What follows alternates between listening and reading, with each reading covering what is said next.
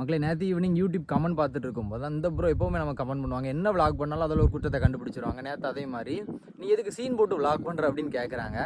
அப்புறம் பேசிட்டு பேட் வேர்ட்லாம் பேசிட்டு அப்படி ஃபோனை வச்சுட்டாங்க. அப்போ நான் அதையும் பெருசாக நினைக்கல. நான் என்ன சொல்ல வரேன் அப்படின்னா, இப்போ வசதியாக இருக்காங்க, அவங்க வீட்டில் பார்த்தீங்கன்னா கஷ்டம் இருக்காதுன்னு கிடையாது, அவங்க வெளியில் சொல்லாமல் இருப்பாங்க. அதே மாதிரி கஷ்டப்படுறாங்க, அவங்க வீட்டில் சந்தோஷம் அதிகமாக இருக்கும், ஆனால் கஷ்டமும் இருக்கும், அதையும் யார்ட்டையும் சொல்லாமல் இருப்பாங்க. ஏன்னா அதை யார்கிட்ட சொல்லி என்ன நடக்க போகுது? இந்த நாட்டை பொறுத்த வரைக்கும் நம்ம பாதுகாப்பாக இருந்தால் மட்டும்தான் நம்ம இந்த நாட்டில் வாழ முடியும், புரியுதுங்களா? அது போக இந்த பீஸ்ஃபுல்லான பிளேஸை பாருங்களா.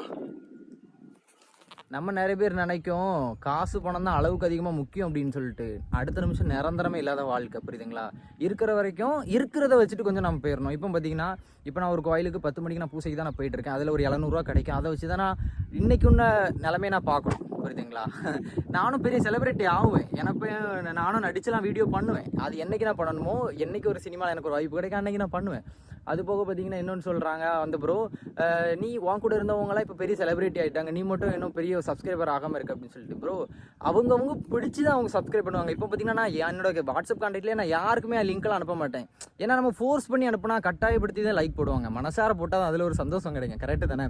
இப்படிப்பட்ட காலா மாதிரி சில தற்கொலைகள் பேட் கமெண்ட் பண்ணிட்டு அப்படி மறைஞ்சு போயிடும், நம்மளை கஷ்டப்படுத்திட்டு. ஆனால் நீங்கள் அப்படி டவுன் ஆகவே கூடாது, சரி? அந்த டைமில் தான் பெஸ்ட்டு மோட்டிவேட்டாக இருக்கணும், சரியா? சரி, கோயில் போயிட்டார், சரியா? டாட்டா.